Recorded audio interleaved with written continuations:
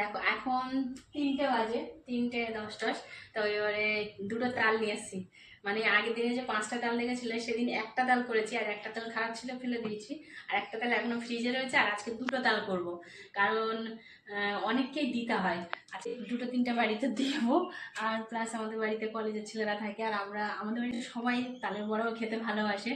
আর 5টার সময় লাইভে আসবো বলে তো কাজগুলো এখন সেরে রাখছি। মানে একদম তালটা ছেনে তারপর রেডি করে মাখিয়ে টাকিয়ে রেডি করে তারপরে লাইভে আসবো, আর সন্ধ্যেবেলা তারপরে তালের বড়া ভাজবো, দেখাবো। দুটো তাল ছাড়িয়ে আর জল দিয়ে মাখিয়ে নিয়েছি, চটকে একদম পাকা তাল তো 6টা আঁটি হয়েছে। আর এই যে এইটা দিয়ে এখন এই তালের ইয়েটা বার করে নিচ্ছি।